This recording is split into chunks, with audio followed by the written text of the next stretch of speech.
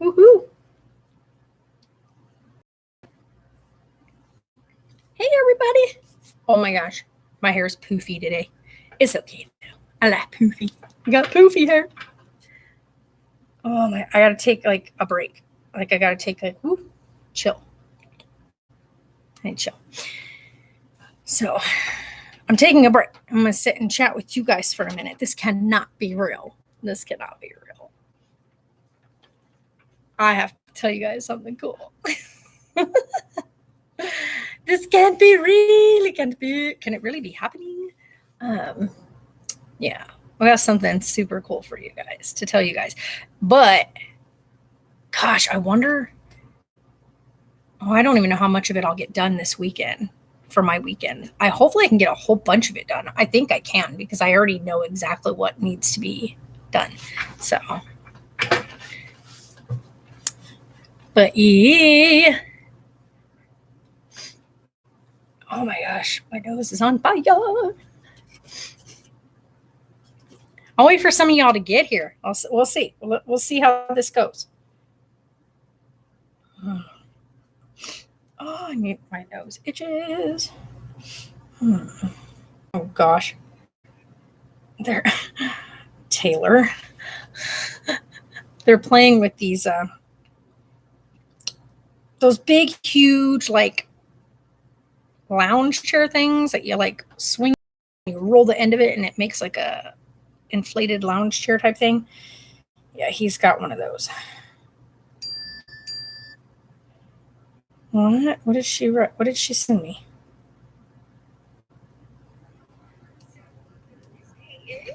She got done all eating and having to go change her diaper, and she peed all over her changing table, which one's got on her as well. So when we went to go get her a bath, she shit all down Aunt Cece's leg. Keep their shorts on. Oh.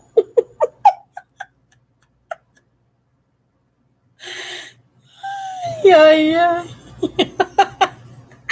She just finished washing her too. Oh my god, that's amazing. That's amazing. That was good. That was good. Oh my gosh. Yep. That's exactly what happens with babies. So I'm waiting for you guys to get it because, yeah, this cannot be real. Oh my gosh, Sarah's laughing. Yeah, at that point, it's just personal. Hey, Chris, how are you? Right. Oh my God, Sarah and I are going back and forth. That was, oh gosh, that was, no, you can chill out thing. That was so funny. They said, be an auntie. It's great. Everyone's really good, actually. Everyone's really good. Oh my God. Gabby! Hi, Gabby. Oh my God, you guys. I just called my pops to, like, I really want to get the new containers done, but I didn't know that to do the containers, he wants to get the shelving unit done first, which is going to go right there to do all these containers. We got new ones for this stuff to go in. And I need the big label maker, and I didn't know where it was. It's not here. He has it with him. So I can't really do that anyway. So that's it. I'm kind of at a standstill. Everything is stocked. Everything's wiped and cleaned. I did the windows too, and the door.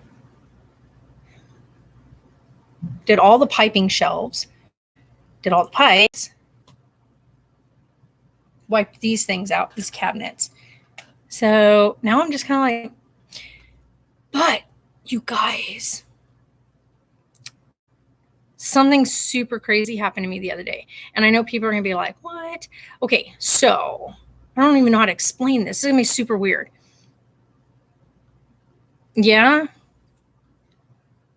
Yeah, no doubt, Joseph. It is so hot here right now. Plus, on top of the heat, it's super humid out here. This is where we'll have our humidity is during monsoon season. Now, it would be worth the humidity if it would just flippin' rain already. What are we at right now? Let's see here. Oh, no. It says we're going to get rain in a couple of hours.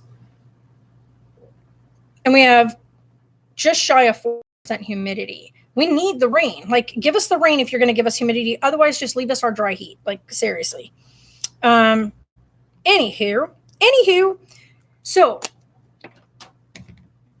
as you guys know, I've talked about this, I don't know how many times.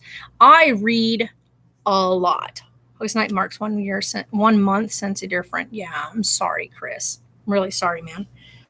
But you guys know that I read a ton of books, right? Like, always reading. And I've always wondered, and I've always authors do interviews like after a book comes out or whatnot. 93 with a heat index of 102. Yeah, ours is 100 with a heat index of 104, and because it's 100 degrees outside. But our humidity, it's 100 degrees outside, heat index of 104 with a humidity of 38%.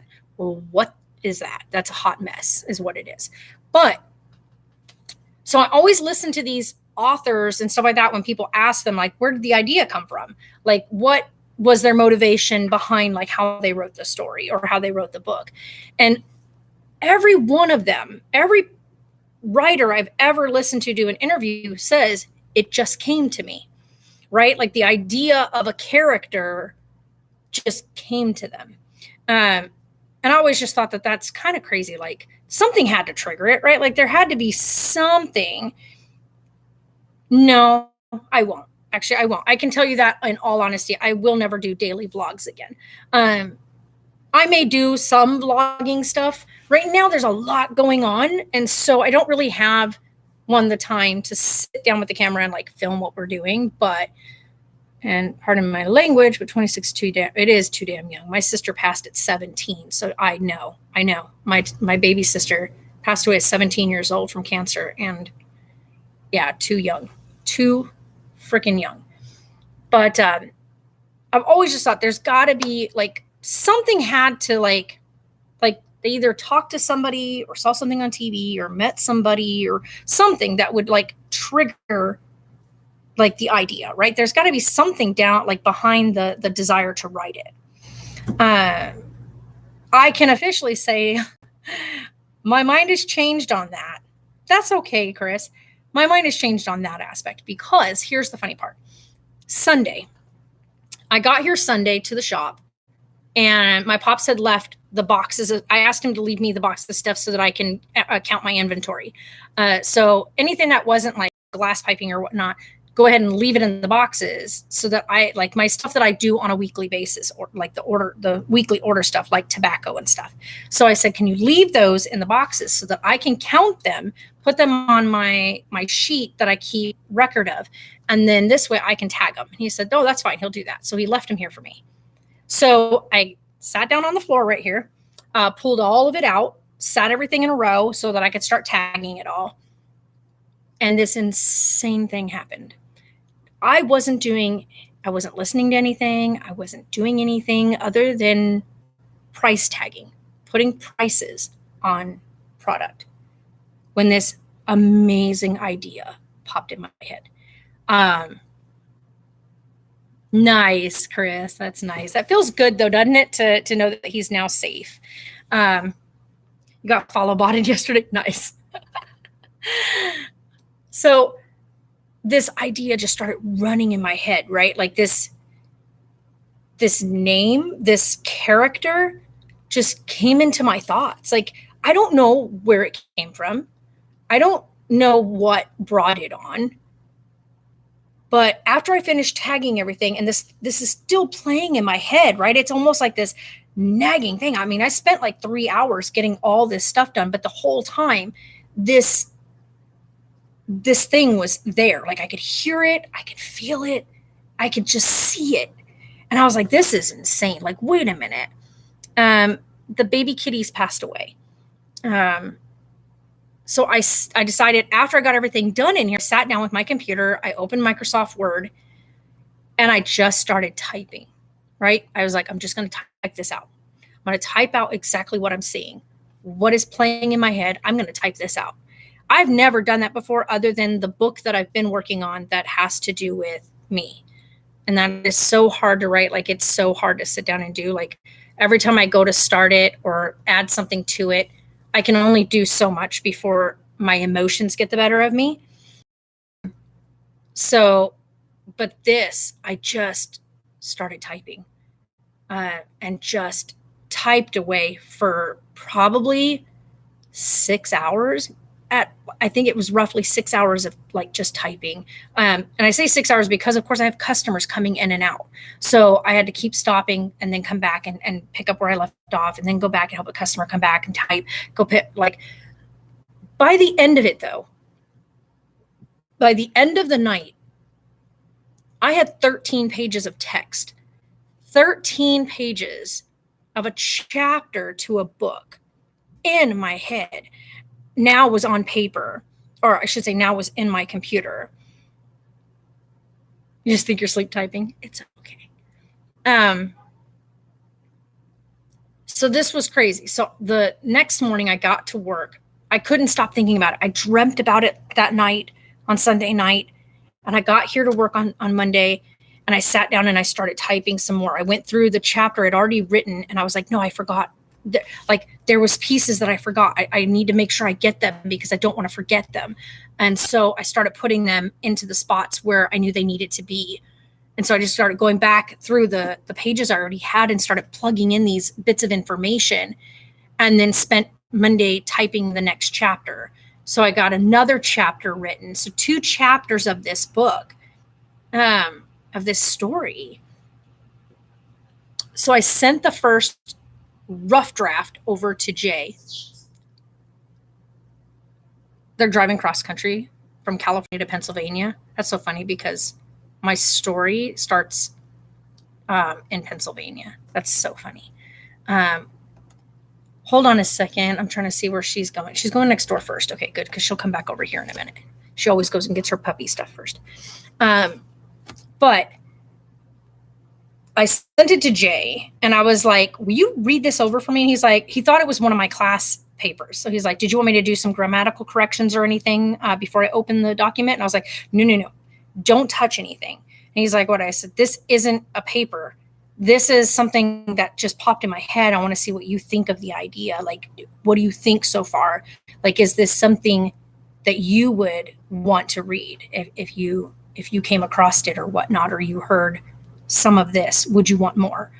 And I already had the second chapter typed. I just was like adding stuff that I knew that I had forgotten in between getting up and taking care of customers. So he read the first chapter, and he came back and he said, okay, do you already have the second chapter written? Because I need to know what's going to happen next. Because I need to know, like, you've already got my interest and I need to know. I'm not going to tell you guys this story, this character. I don't know where she came from. She's just a girl. She's just a girl. She's not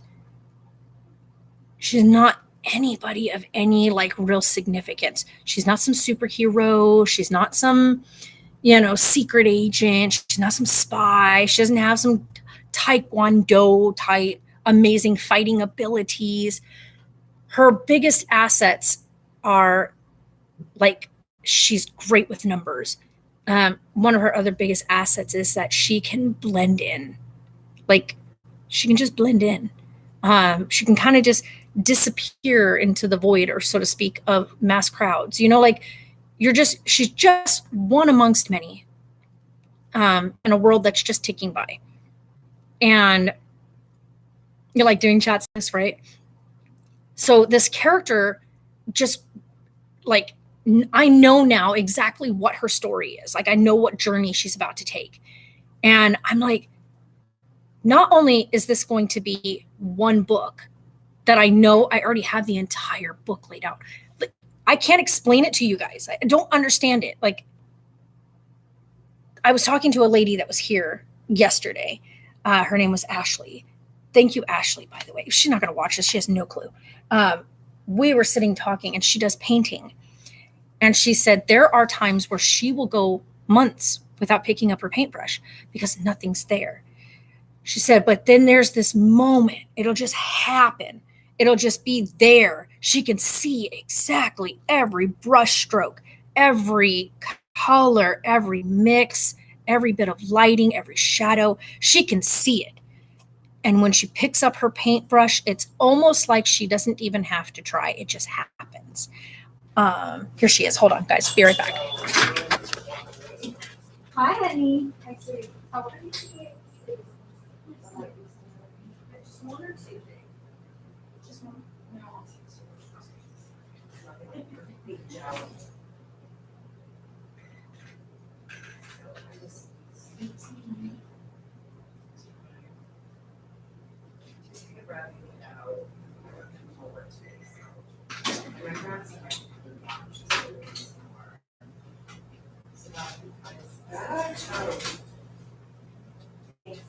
Thank you. You're okay, honey. Thank you. Have a great day. I'm trying.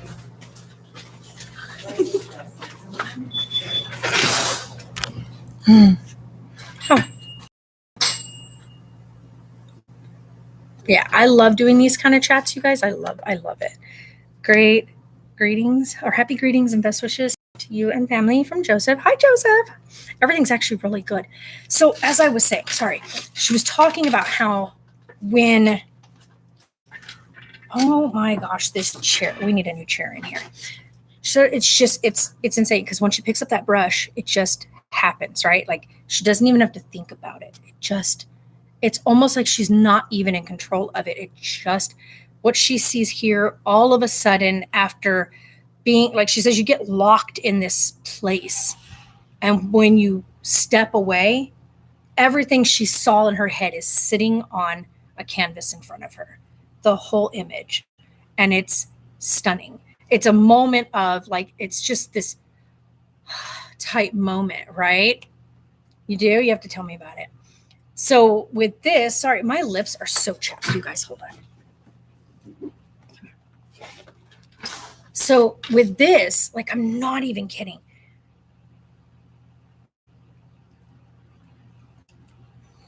As I'm sitting typing this, right, like, it's almost like it's not me. If that makes any sense. Like, I don't even know how to explain it, you guys. I probably sound absolutely insane. I sound crazy. I do. I sound crazy. I don't know how to explain it. Like, if you guys understand what I'm saying, I just don't know how to explain it. Like, I can feel this character, right? I can feel her. I can feel where her story is and where she's coming from. I can feel her past and where she's headed and what she's experiencing in the moment of what I'm listening to, what I'm hearing, what I'm feeling. And as I start typing out these things, it's so crazy.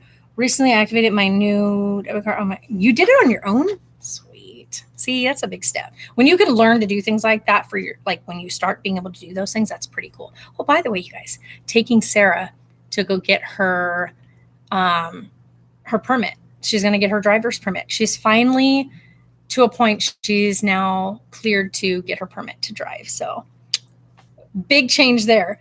So we're excited about that. So she's going to start learning to drive. And I'm really excited for her because I know this is something she's wanted. She wants to be able to just feel human. Yes. So this is a big step.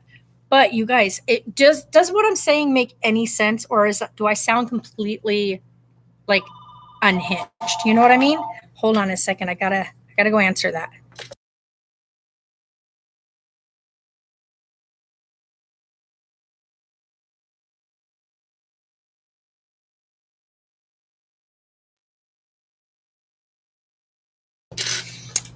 Yeah, you got those scam calls, the little spam calls that happen. But I don't know if that makes sense to anybody, like what I'm talking about.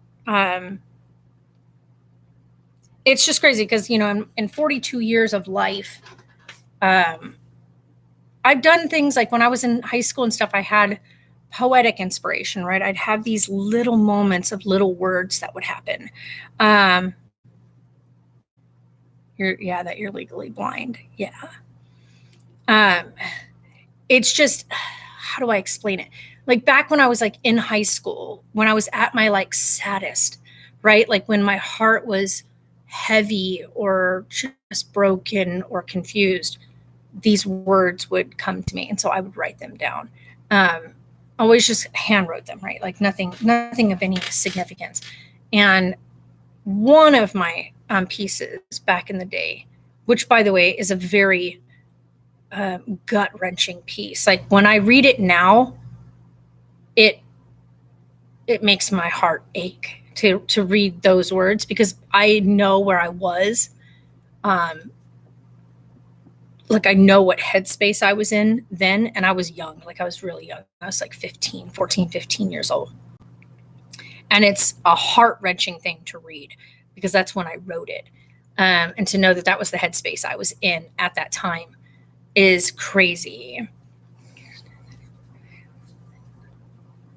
Right? Like it just happens, right? So the craziest part about this right now, like this thing that I'm working on now, like I'm a full 3 chapters, completely full 3 chapters in, thousands of words, just thousands. Like I'm looking at it and I'm going, you have to be kidding me. How? Like, how did I get, like, where did this come from? And the story, so I was reading it to Sarah earlier. She was like, Mom, just read me. I want to hear where you're at with it. And so I sat down and spent 40 minutes reading her what I have written so far. And she stayed quiet the whole time, right? And I figured she's going to chime in or say something or whatnot. Even with my typos, by the way, when you're typing as fast as I'm typing this thing, I got a good few giggles reading through and catching some of my typos, which were hilarious, by the way. This is why you edit. This is why you have someone to proofread and stuff like that when you're working on stuff. Good part is I have a great program on my computer that when you hit the edit button, it takes you from the start of the page all the way through. It's your proofreader. It also helps and gives you extra grammatical changes. It'll give you different usages of words that might be, if you use a word too many times, stuff like that. But Sarah sat so quiet and listened. And at the end, when I got to the end of that chapter, the chapter that I'm working on now, she said, if you could find people that fit those descriptions of those characters, Mom, this could be a movie. And I was like, yeah, I don't want to push that far, but I do want to say that I can see it. Like, I can see it. This is not something that's been played out before. This isn't something that's been written before. And I remember saying something like that a long time ago, that I would love to create something that's not been created, right? I would love to make something that is not what everybody else is already doing. And this story is so different. It's so off the cuff. Like, it's just so different. And I'm like, yeah.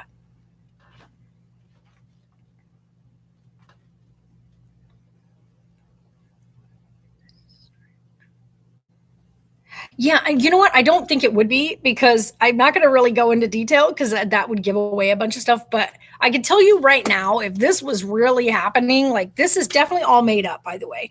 The town the town name I made up, like, because because when you start to write, and if you use like actual like cities and whatnot, you need to stay authentic to those places. So when you write stuff like that, you have to make sure that you are doing your homework, so that you don't write something that isn't correct to the place that you are using within your story. So even if it's just a made up story, if you decide to use a real town or a real city, you need to be authentic to that location and then make up your story around it. Just like when you see, like, what do you call it? The Marvel characters, and they go into New York City and they're showing up in New York. They make sure they're authentic to New York.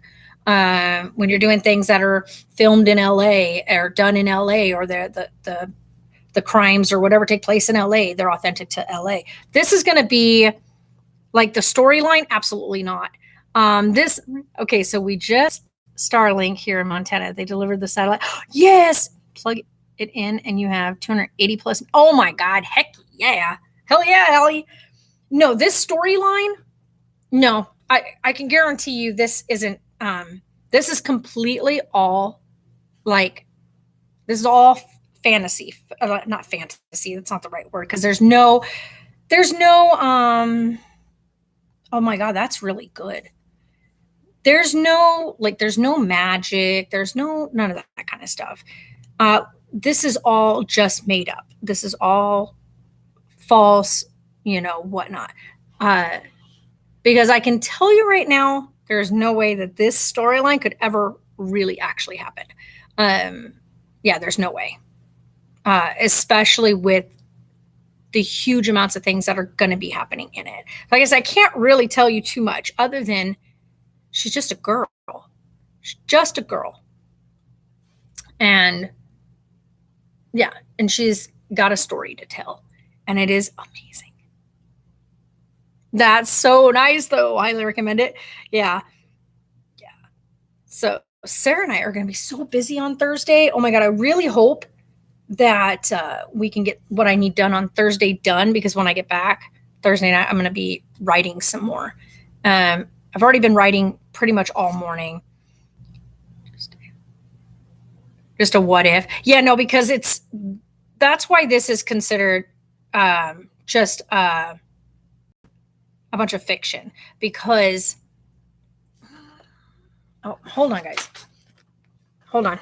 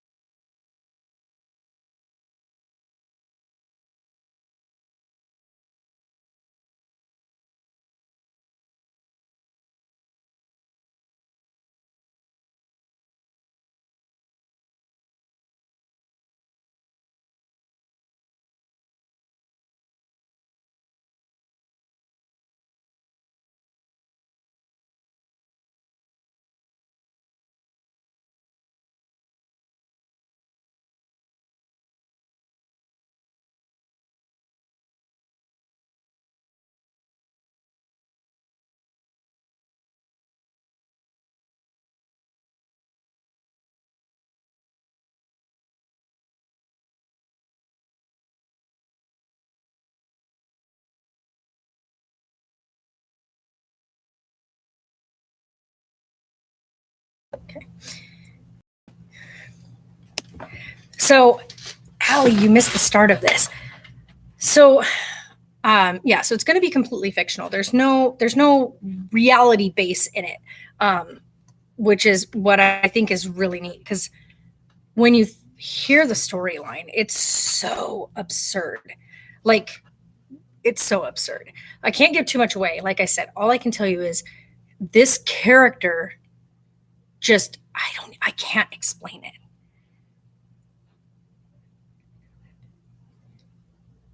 Yeah. Like, I don't know how to explain it. I was saying this, Allie, earlier. Like, this came from nowhere. I was sitting here in the shop, tagging the new merch, putting stuff up on the shelf, and this just popped in my head. Like, I can't explain it. It was just, I could see every character, especially the main character, and I could see everything about her whole story, where it's going, where it's been. Like, I can take you back to where it's been. Hoping you see, hi, what's going on? I can see all of it. Like, it's just, I cannot explain it to you. I'm also writing my books as well. It's taking me over 5 years. Best wishes and all. Best. Thank you, Joseph. It's just crazy to me because, like, I can tell right now, like, in my head and everything. I know exactly where book 1 is going to end and where we will be when book 2 starts. Like, I can tell you that right now. And book 3, I already know the finale. I already know exactly how this entire story is going to come as one. Like, I already can tell you this. I can tell you how exactly this character's final wrap up is going to happen. And it's crazy because there's so much in between. There's the first book, which is what I'm working on right now, and exactly information you're going to get. And your mind will be blown when you get to the end of it, the end of the first book, and you just go, wait, what? And then book 2 will come after, and it will be just what's going to happen in book 2 is going to be incredibly like edge of your seat. You're going to be waiting. You're going to be wanting. You're going to be like, we need this to happen. And you're going to be rooting for certain characters because you're going to be like, this has to happen. This has to happen. Let them have this. Please let them have this. And then that final book is going to be like, this is how it should have always been. This is how, and this is what she has always deserved. And that's like what's going to happen. It's just amazing. This first book, though, I'm already 3 full chapters finished. I've already typed them. They're already written. I've already had 2 people now read over them who are very intrigued, who are like, you have to give me more of it. I need to see the next part. And like I said, she's just a girl, no special powers, nothing of significance. She is, like I said, everybody has been in her shoes, I guess you could say. Every person has been to a point. Every person, I don't care who you are, how famous you are, how rich you are, how whatever you are. Everybody has had a moment where they feel like they literally just disappear in a crowd amongst a sea of people. You're a face of many, and you don't stand out. You're not really noticed. Hi, Kara. Like you just blend. Like you're just part of the surroundings. And all of us have been there. Every last one of us. Hold on. Like all of us. I don't care who you are. Every one of us has been in that boat. And this girl, she's just a girl. Like I said, no special powers, this isn't a superhero thing. This isn't anything that's going to be like, Born Identity type stuff or spy stuff or any of that kind of thing. It's nothing like that. It is what's the word I'm looking for? It is a fictional book. Like, if I'm correct, I think I'm saying that right. Fictional meaning fake. So it's completely a fictional book. And the characters are all fictional. It just happened. Like they just showed up in my head. So I can tell you this much. I will tell you this so that you guys will be excited. But the character, her name is Casey James.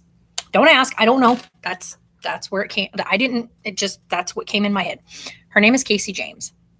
And so it will be called Casey James. And then it'll be book 1. And there's a title. I'm not telling you the title. The title, I can tell you this. The title is misleading. So that's all I'm going to say. So yeah. And I told Jay already knows, he's already been reading it. Author alias name. I haven't thought about that yet. Because right now I'm just 3 chapters into typing it. And I know by the end of this weekend, I will have a huge chunk of this done. I'm hoping because I have 3 days off. But Thursday I do have a few things we have to do on Thursday. By the time I finish, like tonight, I'm probably going to end up being done with 4 full chapters by the end of the workday. And then I will be working on it some more tomorrow while I'm here. So between now and tomorrow, I should have 5 full chapters in. And then I'll work on it again Thursday night, Friday and Saturday. Friday and Saturday, I've got nothing else going on. So I'm going to be just chilling at the house. So I'll spend the day literally just typing and writing this out, because right now the story is just there. It's just moving and flowing, and I can hear it and I can see it. I don't know if that makes sense, by the way. That probably makes me sound super crazy. I mean, in all honesty, Allie, I don't know. Maybe you understand what I'm saying. I don't know. I can see it. Like, it's so crazy. Like, honestly, it scared me at first. because I could see this whole thing and I'm like, what is this? What is this? Like, what is happening? And something just told me, something said, get your computer and start typing. Just open Word and type it. It doesn't need to look pretty. Just type it. And by the way, it doesn't look pretty because as I was reading it, I started busting up laughing at several of the typos. I thought about that too. So Jay's going to help me out with like publishing type stuff. But right now, the first thing that we need to do, and I was looking into some of it. Yeah, anyone can publish a book like that. First part you have to do is you have to get a good bulk of it first to see if they'll even pick it up. And to take a look at it. So that's kind of what we're doing, like what I'm doing. So Jay's been not proofreading, secondhand, like, you know what I mean? Like he's like my first sight. So he's like reading through each chapter as I finish them to take a look at it. Yeah, you can do it no matter what, which is true. Unless you want to get like a book deal with somebody, which I don't think I do. I think I just want to self-publish. Yeah, like a 3-year-old can publish a book. You're right. So right now he has been being my sounding board on what I've written so far and where this story is going. So he's getting it firsthand. Yeah, you can start that way, and still get picked up. That's true. So right now I've got 3 chapters and the start of chapter 4 already going. There's still a lot of details that need to go into the other chapters, like that I've already written. So like descriptive detail.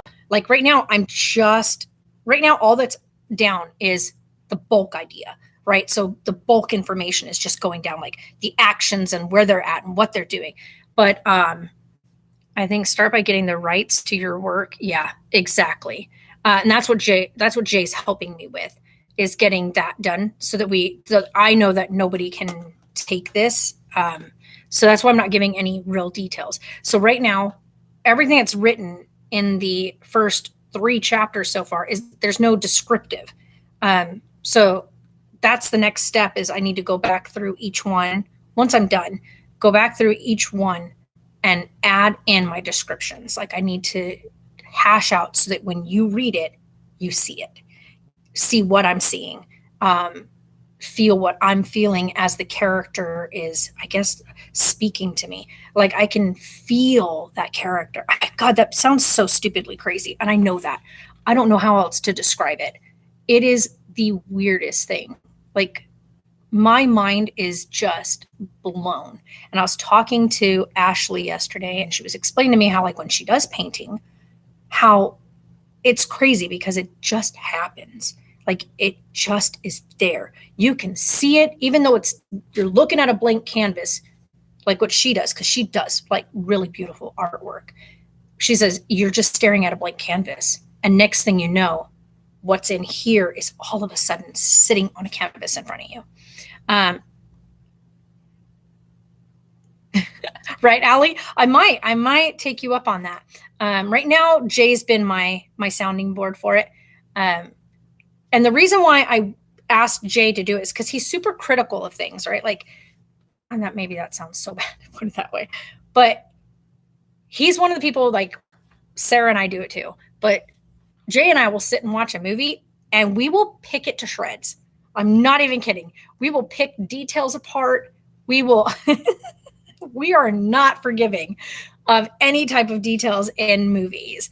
And he is really big into things like Alien and Star Trek and stuff like that. Like he's really into that kind of stuff. But this is none of that, which is what I thought was why I decided to ask him. Like, this is not something like, I can see this honestly as a movie in my head. And it is like, I would pay money in a theater to go watch this play out, because that's how much it means to me in my head, like what I'm seeing.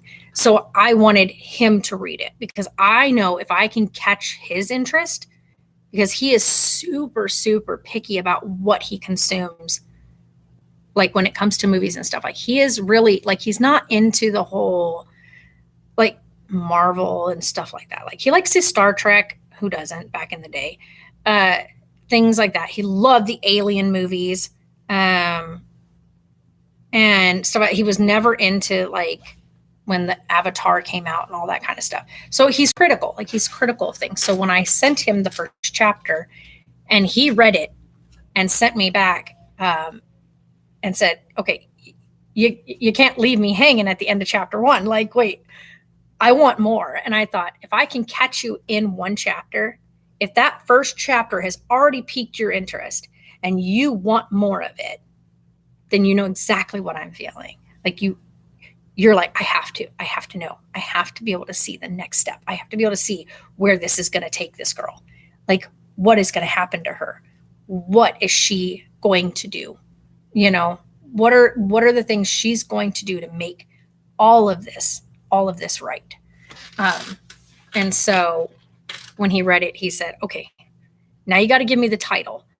And I told him, I said, well, the title isn't what I want it to be yet. So I sent him like my holder title for my document so I can save it and use it. And he's like, okay, that doesn't make any sense. I said, no, that title doesn't make any sense because that's not exactly the title. So I sent him the actual title. And he's like, wow, wait, that kind of leaves you like going, okay, wait a minute. Wait, what? And I said, yeah, exactly. The title is completely misleading. And that I want that on purpose. I want that title on purpose because when you get to the end of book 1, the title will make complete sense. But until you get to the end of the book, the title, you think you know the title until you get to the end of the book. And then you go, what? And then you got to wait to know what's going to happen next, because everything that's going to happen in this first book is there's going to be moments where you're going to, if you are a genuine like person who like feels emotion, especially if you're reading it on a page, if you can feel what you're reading, this is going to make you cry. There's going to be moments where you're going to be like, what the hell? Like, oh my God. And then there's going to be moments where you're going to be like, I would have done that. I would have done exactly that, because you can completely identify it. This character doesn't even have to be a girl, but she is, because there's certain things about her that make it because she's a girl. Like there's certain things that go in her favor, but the most part, like the feelings and the actions and the things that are happening, person can identify with. Every person has been in those shoes. Every person has been in those moments. Every person has been able to see and be given those same decisions and opportunities. And that's what makes this so different.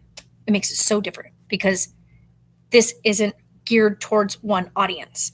Like this is geared towards a huge mass audience. Every person has in their life been in this girl's shoes. Every person has had to make decisions pertaining to these exact same things in their life from day-to-day life. And every person has felt like they have disappeared into the background at some point. Every person in this world has, all they've ever wanted is like during certain points in your life, the one thing you want is to be seen. Just see me. Right? You're begging for people. Just notice this. I don't care about anything else. I just want you to notice this one moment. Just if I can get you to notice this one moment, then everything else will be amazing. Everything else will be totally fine. But I need to know that in this one moment, I am seen and I matter. Right? And that is like every person has been in those shoes. I guarantee you. Every one of us has been in those shoes where all we need is just someone to see us in that one moment.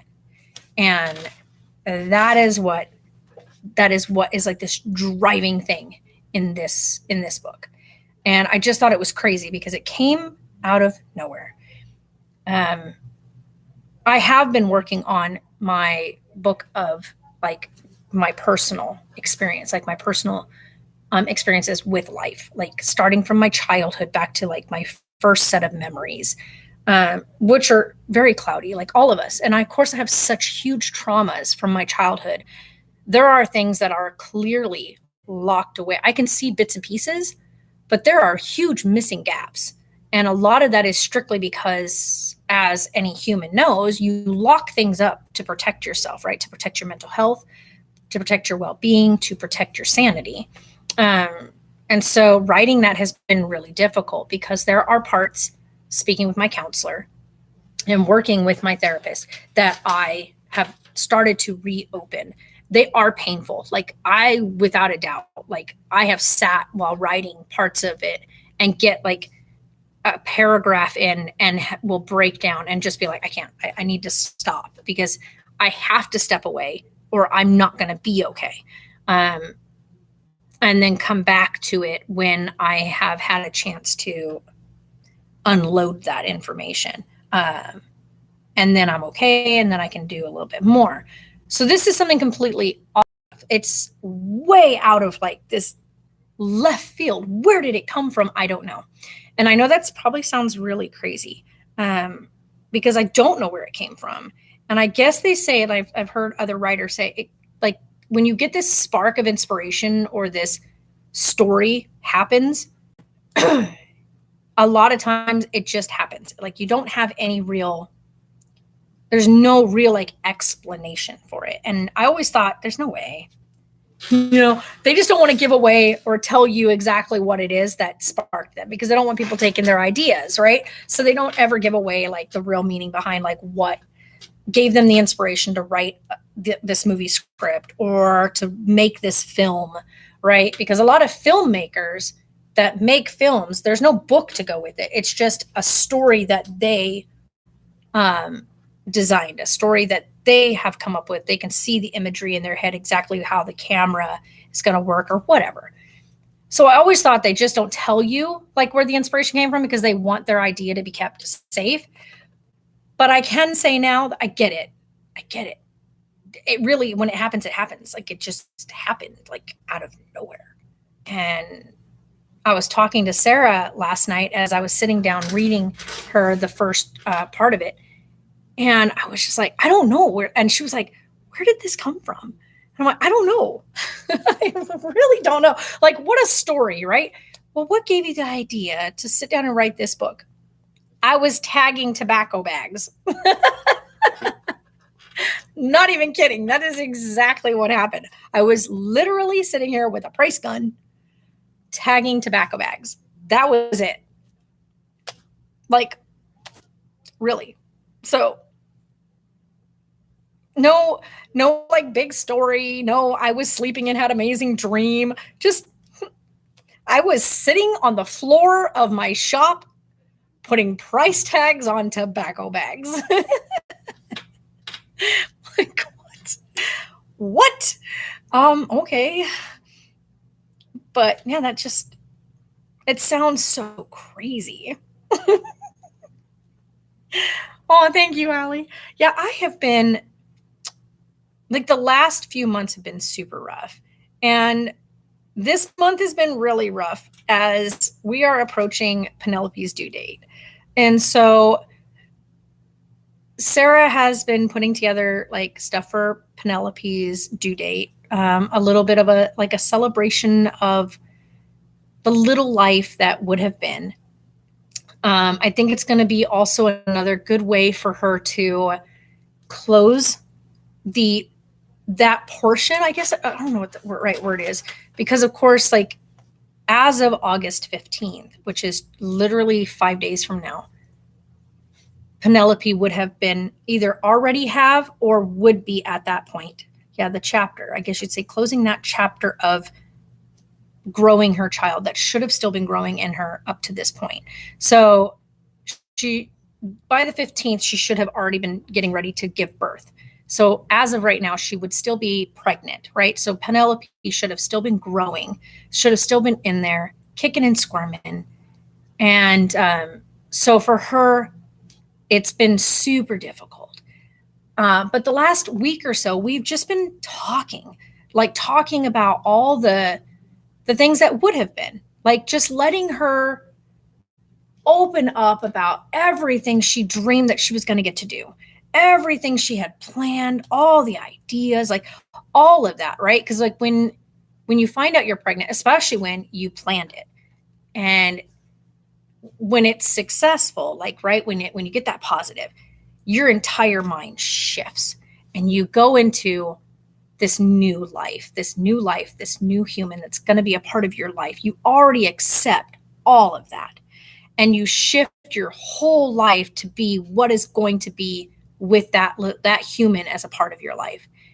And then when that's taken away, it doesn't take away all the dreams and aspirations and things that you thought of and all the things that were going to be.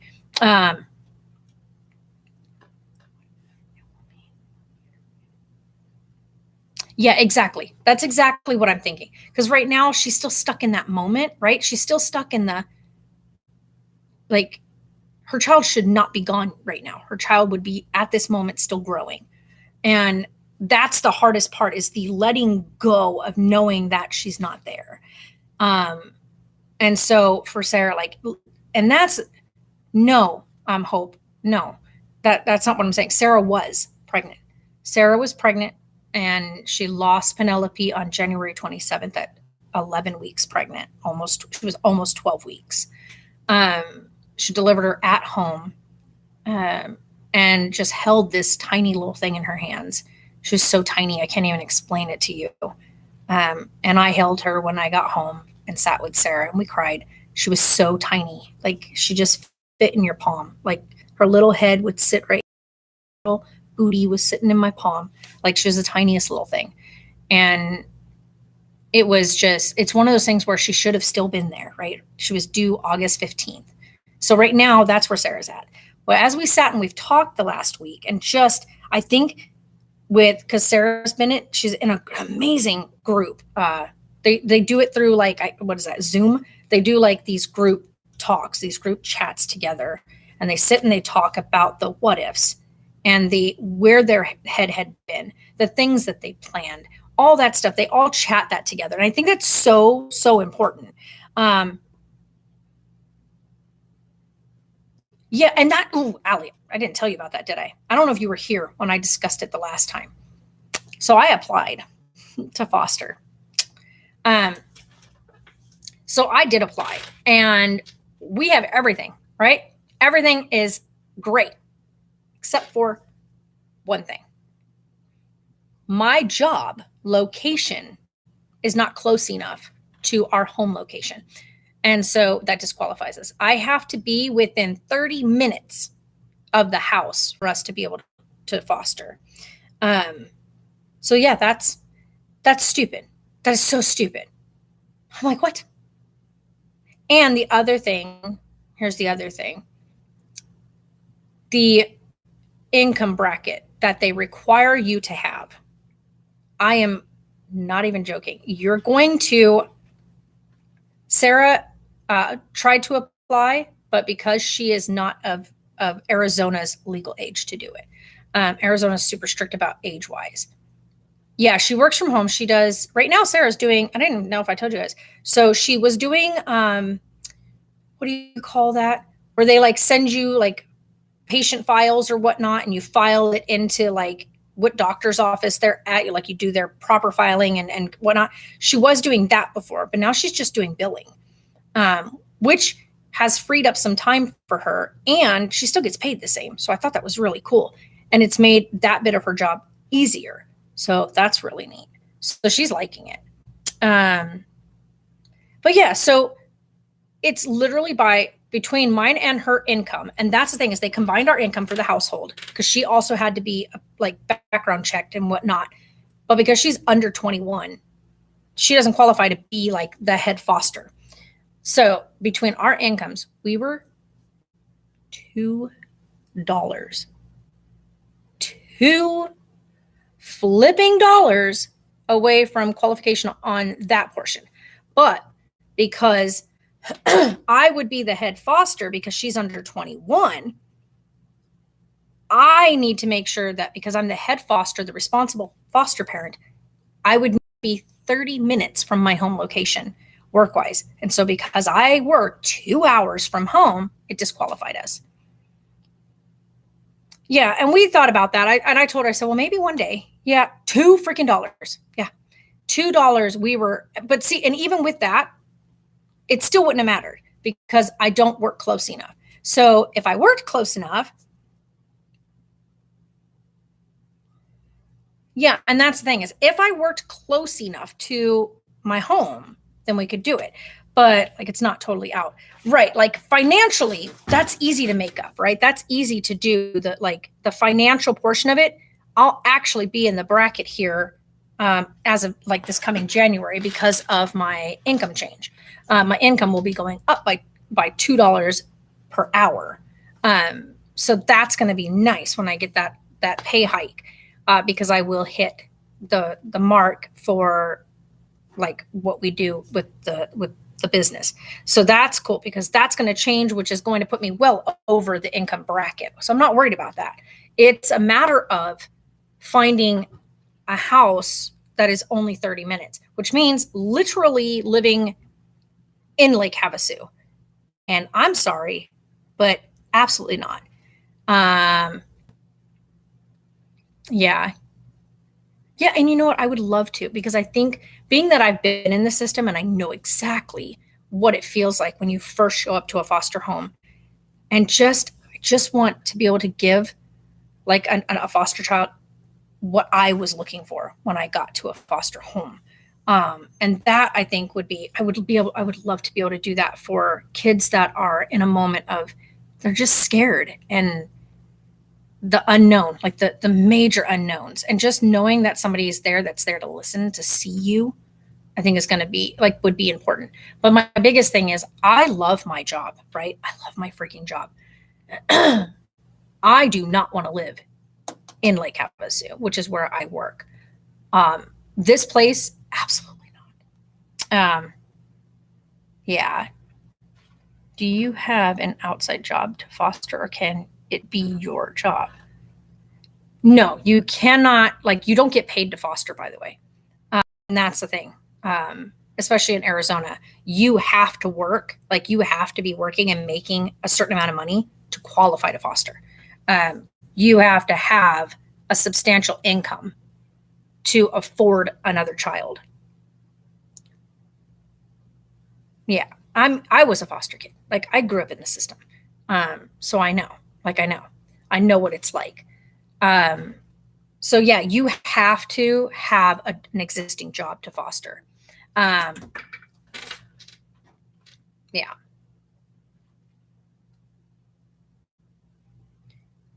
They actually set up like if you're going to foster with an infant that requires full-time care, those are set up with like special situations. So, like for me, and the coolest part working with my pops is if I was to take an infant, I would be allowed to bring it to work with me. I have sufficient space. I would be able to set up a playpen, stuff like that in this area, right? Because I have an area here at the store. And an infant would be, of course, like worn and whatnot, and I can be doing what I need to in here. My job is not strenuous. I have like one of the easiest jobs in the world. And so I would be able to mind them while they're here. And when they turn 18 months, set them up with childcare or whatnot. But yeah.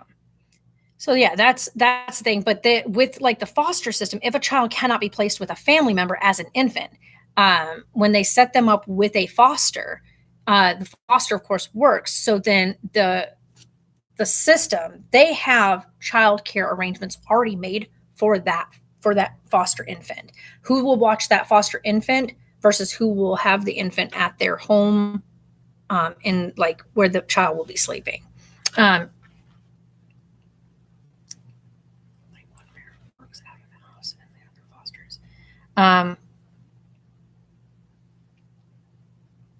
Yeah, there's no reason, like stigma wise. Yeah, there's nothing in here that would cause them any harm. Also, everything is securely like set and they wouldn't be running around so they're an infant.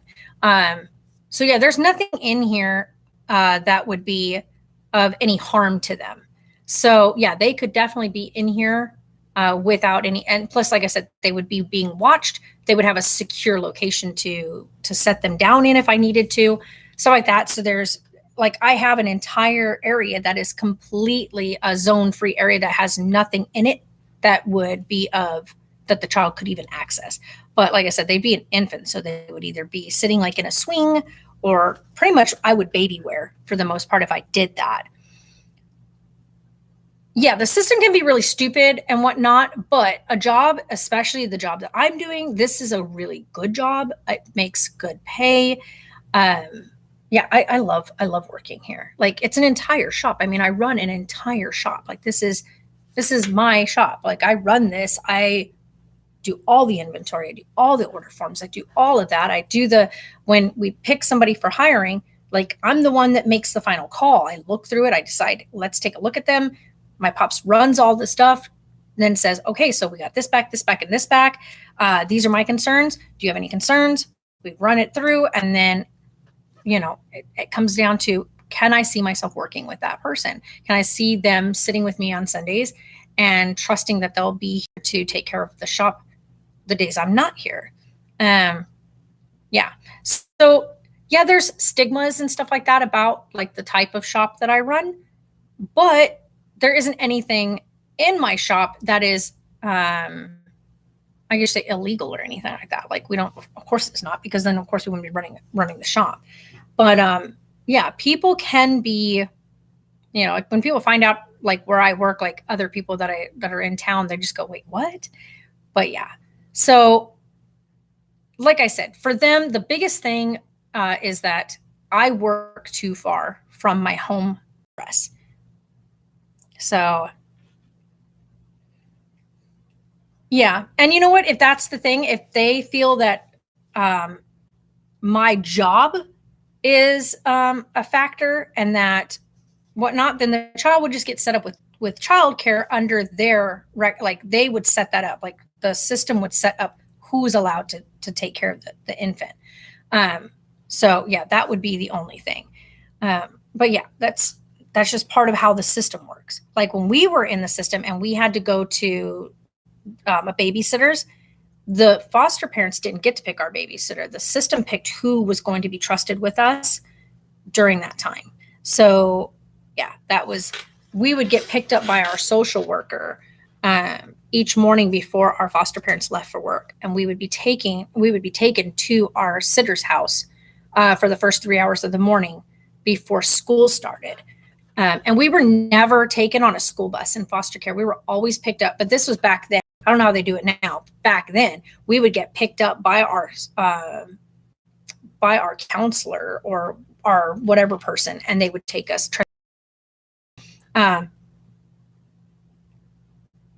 Yeah, I would love to. It's something that I've thought about doing for many, many years.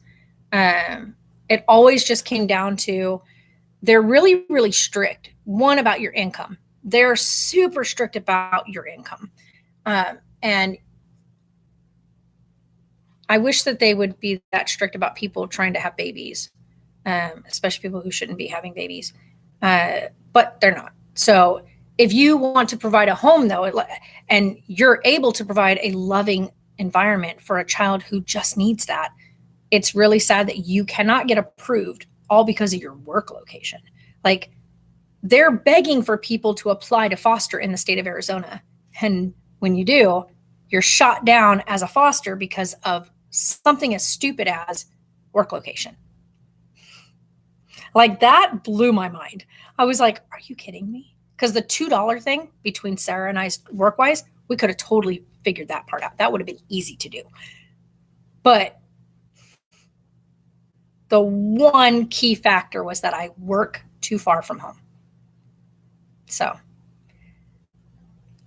and here, like I said, I love my job. Like, I absolutely love my job. I make a good, stable living. I've got a guaranteed paycheck. I know exactly what my paycheck will be every single time I get paid. I don't ever have to worry about it being missing a few dollars. I had to take hours away or whatever. I'm paid on a salary. I know exactly my guaranteed amount. I know exactly what I'm getting. It made it so easy to budget my books. And then The only problem is I cannot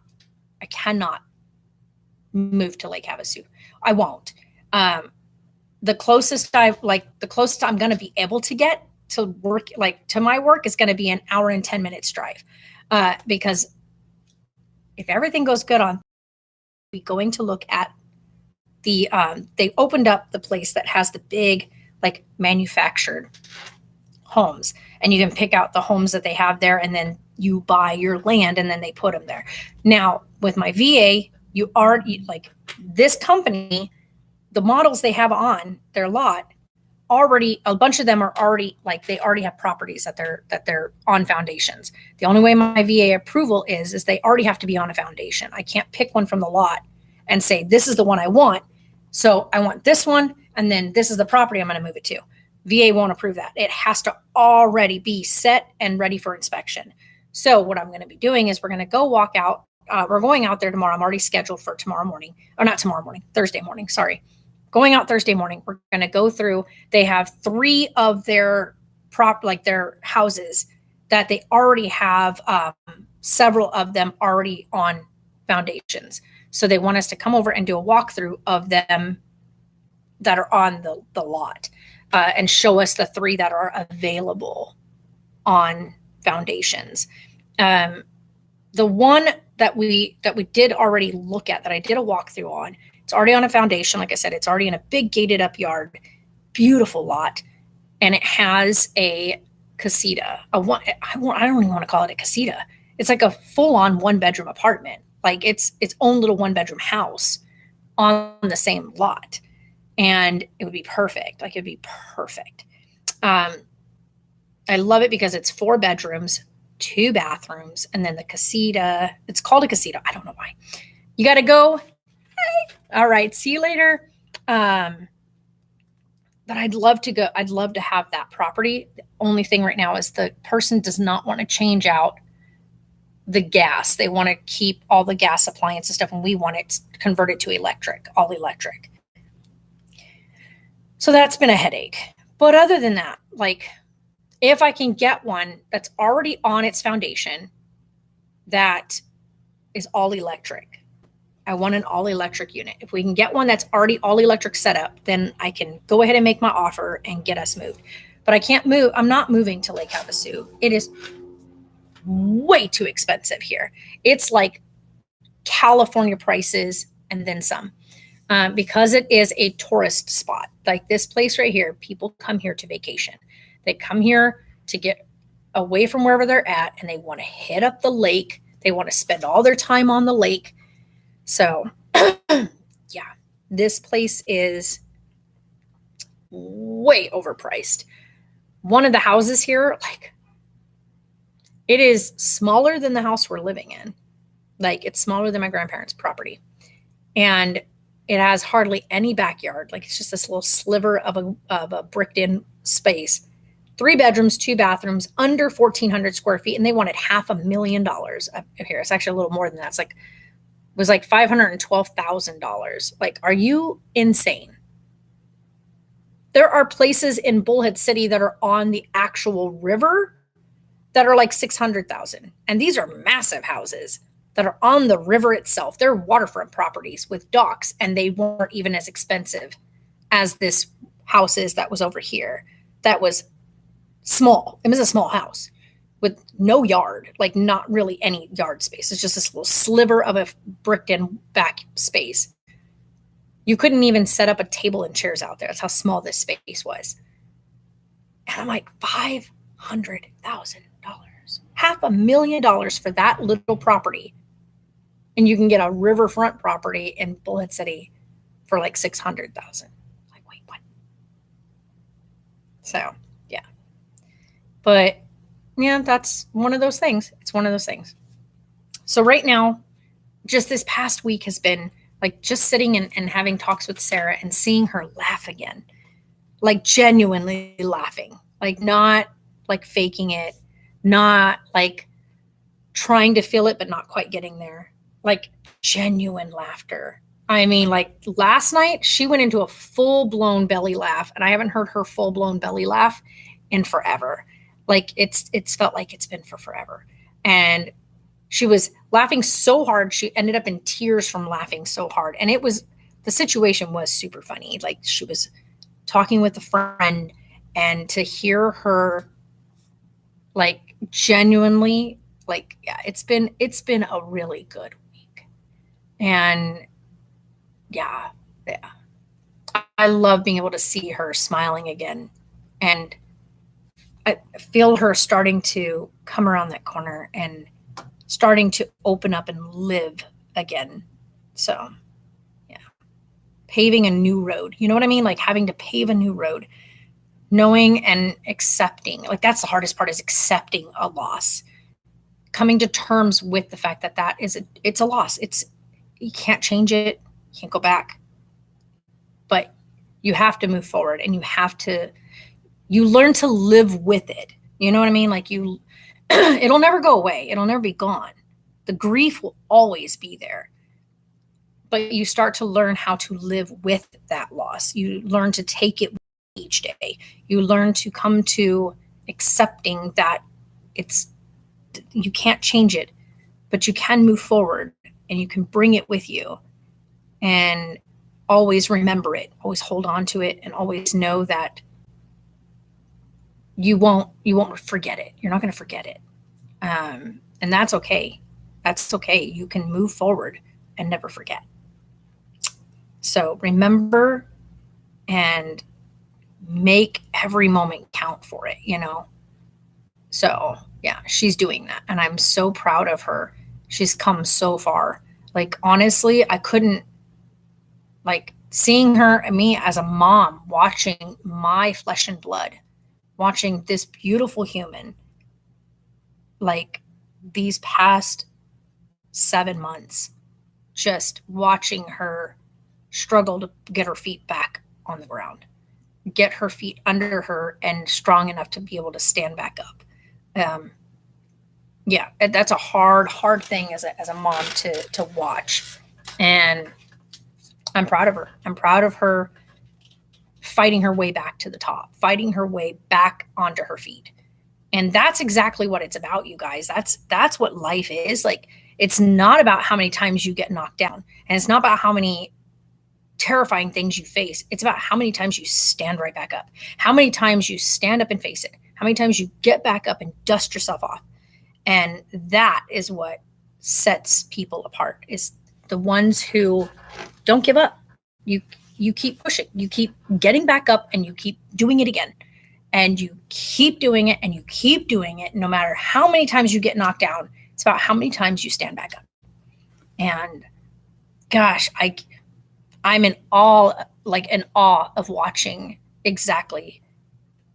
watching her pull herself together, watching her as she's fallen apart repeatedly, and watching her crumble, and some days all it takes is a word or something on TV or somebody saying something or her hearing something, like, music wise, and just watching her crumble, watching all those walls tumble, and seeing this raw, exposed emotion behind it, and seeing her dusting off, standing up, and going forward.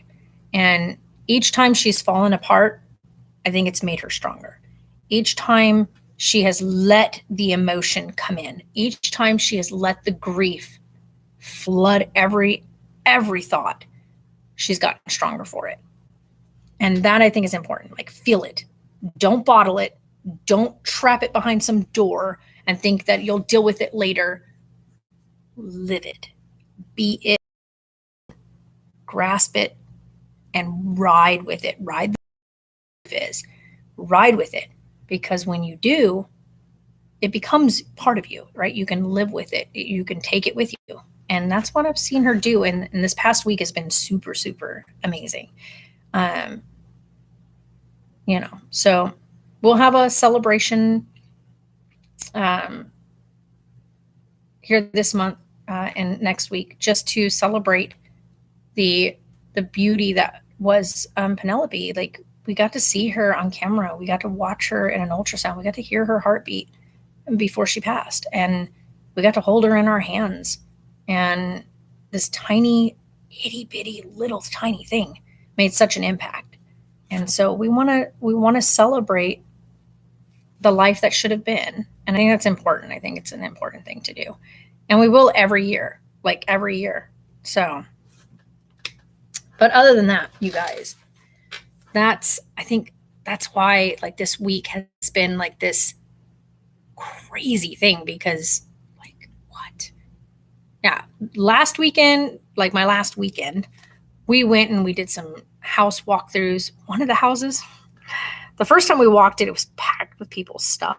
Like they had all their stuff in there. And then the second walkthrough was actually pretty nice because the place was empty this time. So I got to get a good feel for the layout, the place, and like what the potential was. However, because the people that were living in it, it was so cluttered when we went the first time. You could barely walk from room to room. It was so full of stuff. Clearly, they didn't care for the property. Like they just didn't take care of it. And so once everything was out, you could really see the damages that were done that were hidden by all the junk and the piles of stuff. And yeah, there was a few things in there that would need some serious repair. And seeing that, I knew that what we're seeing on the surface is only the half of it. So what does that say for what's underneath? Like, like what's some of the stuff we're not seeing? Angel, hi Angel. So that place, I decided, as much as I love the location, like the location was great. There was no way that I could trust that the unseen things would get caught and fixed. And then I would be stuck with a house that had serious issues. So I decided that wasn't the smartest option. And just the visual ones that you could see were some serious stuff. Like they really, like there was some serious repairs needed. They were going to cost quite a bit. And so I was like, yeah. And the asking price on top of what repairs needed to be done. I mean, you could talk them down from that asking price because those repairs need to be done, but that doesn't guarantee that the things that you aren't seeing will get caught. Usually when you go and you do stuff like this, you have, like for the VA anyway, they send out their own person to walk through and do an inspection and to they do a full in and out, right? They look those properties up and down before they even approve your loan. Like I have a pre-approval, that's what you want first, because then it tells you how much you have to go and look for. But once you have your pre-approval, you find the properties that fit that range, right? That fit that bracket. And then they come out and they do their inspection and say whether or not it's a. So they'll decide, the VA person will decide whether or not they're going to give you the full approval for the pre-approved amount. So that first place, I was kind of bummed because I love the location. The location was perfect. It made my drive only about 45 minutes. Now the rest of them are going to be roughly an hour and 10 minutes drive from work. So we'll see. We'll have to see. So if I can get the location I'm actually wanting, it'll be an hour and 10-minute drive versus 2 hours drive. I'm fine with an hour's drive to work. Like that doesn't bother me. I mean, I'm doing 2 hours, like 4 hours of driving every day. So, okay. But an hour's drive here and an hour's drive home, that's really not that big of a deal.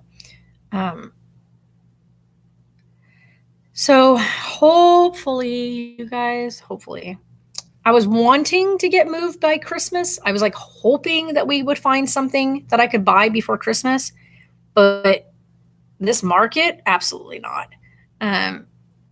If we can get one of the ones I'm going to go look at on Thursday, if one of those fits every box, like if it ticks every box, we won't be able to get moved until sometime in like February, March at the earliest.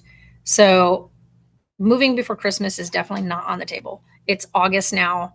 By the time we do the first set of paperwork, by the time we even get a VA person to come out to actually do their full walkthrough and inspection. We wouldn't even get anybody till like November, mid-November at earliest, guaranteed. And then after they do that, then any repairs that they find that have to be fixed to authorize the approval would need to be done, which nobody's going to do repairs and stuff during the holidays. So that's not going to happen. So they wouldn't even start probably doing any repairs and a next inspection until January, which would mean they would come out and then any repairs.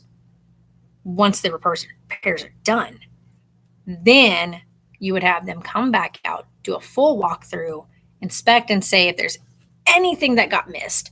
And then if everything's good, then they approve it. And then it goes into, you make your offer.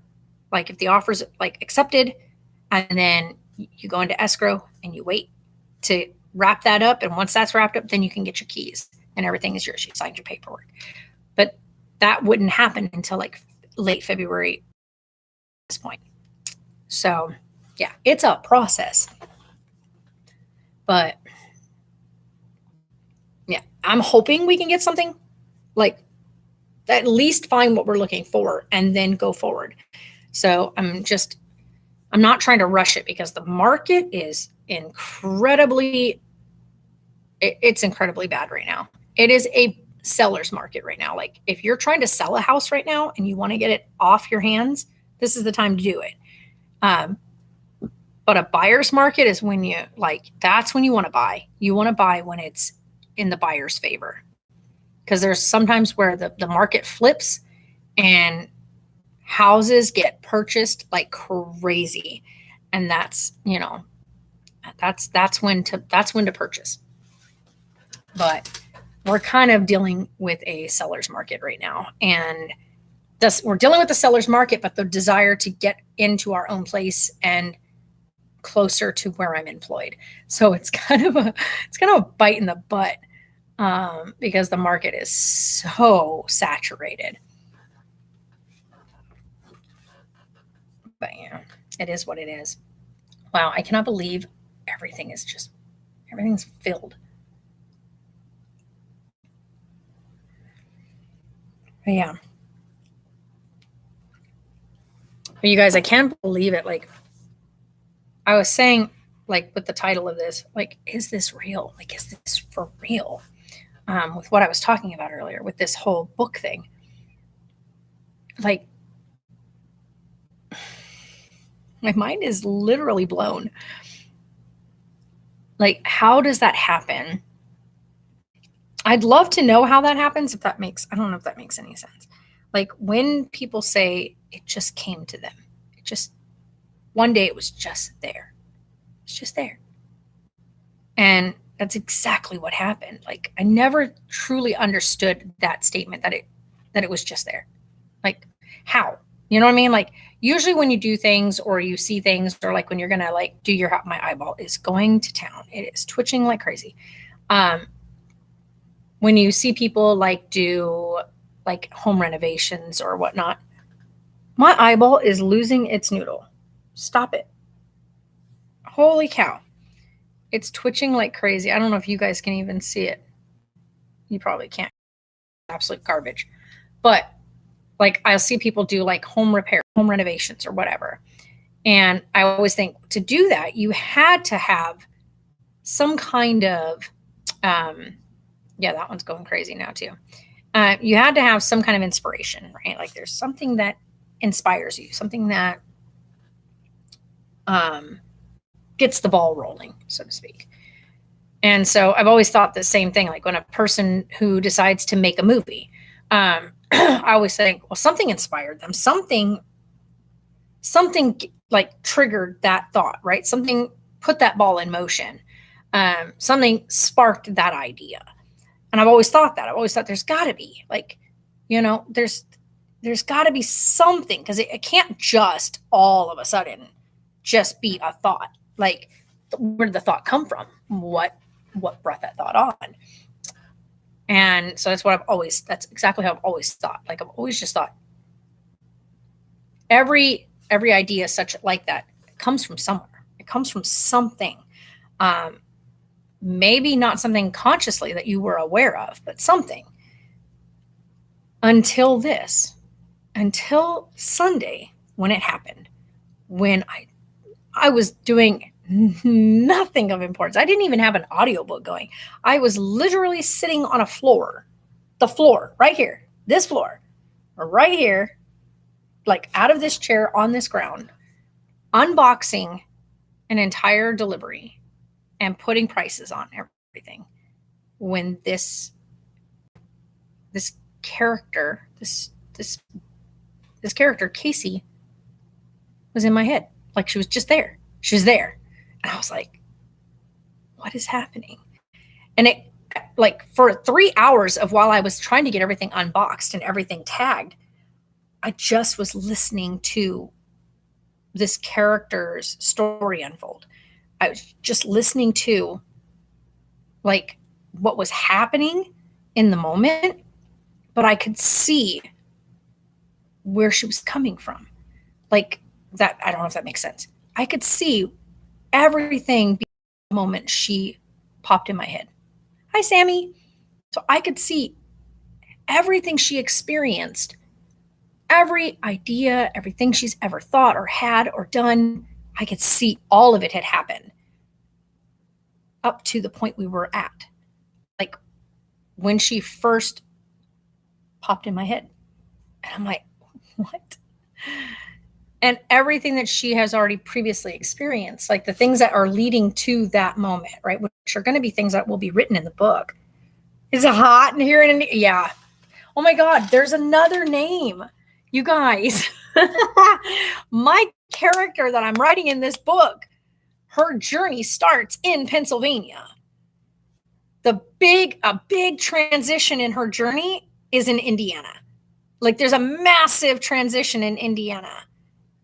And she ends up, like, where this big, huge part of this story is going to unfold is in Nebraska. She, like, Pennsylvania, Indiana, and Nebraska are huge players in the book I'm writing. So, what? Like, Pennsylvania is the starting point, is where her story, like, where she becomes in existence, where she comes into existence, where she's born. She's born in Pennsylvania.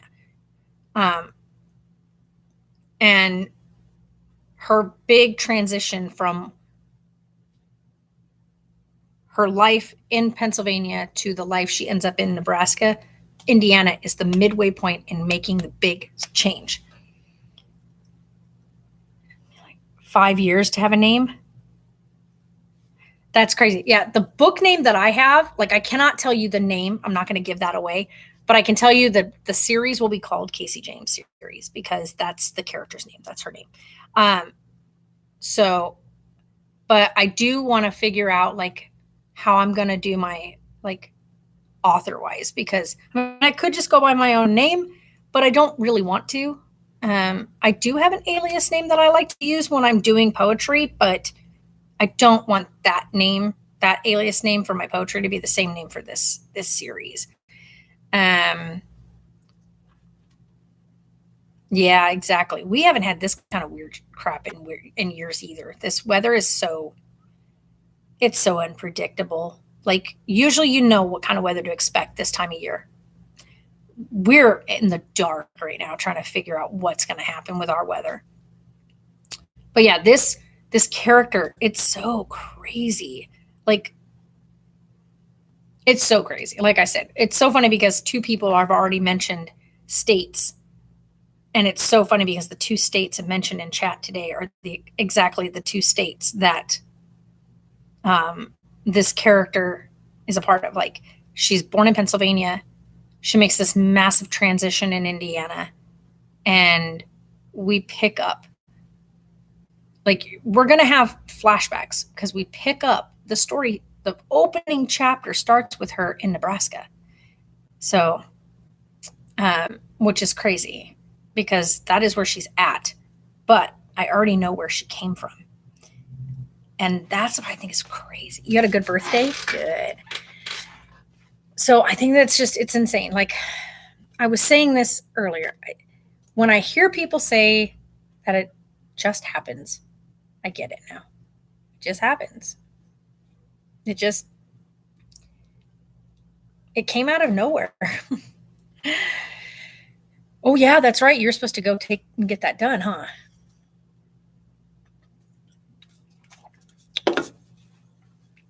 But yeah, my mind is blown, you guys. I can't even explain it. The thought process and how it's unfolding. Yeah, I don't even know how to explain it. You know what I mean? Like, I don't even know if that makes sense to people. It's so crazy to me. Like, thinking about it. So, yeah.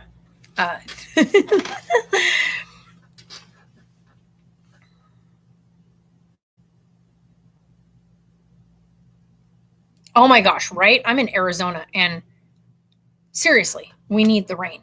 Like, we need it so bad. Like, our water levels at the dams and in the lakes are so low. Like, it's so low. I've lived out here like so many years, and going out to Lake Mojave, um, seeing like the whitened part of the rock, which is usually underwater, is crazy to me. It's not like we never see that exposure. And recently, in just this past year, seeing that start to come up above the waterline is way. He said, "Who turned on Azaria?" Yeah, it's crazy. Yeah, yeah, it's crazy too. Like with my name, like I want like my author name, like when I go to publish it, Arizona. Yeah. Oh, here, who turned on Arizona? Yeah. Like when you write a book and stuff like that, most people have an author's alias, right? They have a writer's alias. And so, what are you eating? Gotta tell. Gotta tell. Um, Usually when you write, you kind of come with a different name, because like for like my name, if I was to use my actual name, it wouldn't even get looked at. Like, the book wouldn't even get looked at. One, because a lot of people don't really look at female named authors, like the female name. I know this sounds really weird, but they don't. Um, like J.K. Rowling, when she wrote the Harry Potter series, she used the alias J.K. Rowling, because you don't know if that's a man or a woman. The initials don't give anything away. You've got people like, oh, who was it I was reading? I was reading another book, and it was a woman author, but you would never have known it, because her author, like her author name, her publishing name was not a female name at all. And I forgot who it was. My brain kind of just went like, pizza and breadsticks. Nice. Because right now, my brain, I'm not even kidding you guys, I don't even know how to explain it. I am so consumed with this story. Oh, plain yogurt. Woo, Joseph, no more feeding tube? Hell yeah. Um, but yeah, my brain, I can, like, even while we're talking right now, I can see the story. I'm in right now, like, as we're sitting here talking, the first couple chapters that I've already written are still playing back in my head again. They're playing over and over. I can see it over and over, because there's details that I've not yet hashed out, details that I've not put down yet, because they're like descriptive details, like, the color of the flooring, or the facades of the buildings, the way the street curves a little to the right, uh, those little things, right? Like, there's descriptions to lay out exactly what you're seeing when you're walking. I have all that. That's all right, Joseph. I knew what you meant.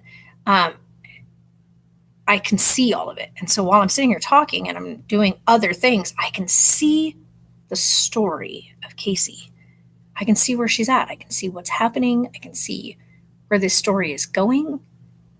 Like, I already know the conclusion. Like, I already know. I already know where it's going. I already know what every character is going to do. I already know what their lines are, what they're going to say. I know the interaction. I know it. Like, I already know it. And it's so crazy to know this amazing story is just right there. It's in my head. And I'm putting it down. Like, I'm typing it out. I'm writing this thing. Oh, nice. Yeah, taking a shower. Showering is so, like, I took a shower this morning. Normally I shower before I go to bed. And this morning I decided I wanted to shower before I headed to work. And it was like the best feeling in the world. I normally never shower in the morning. One, because I try to cut things short. I try to get things done. I shower when I get home.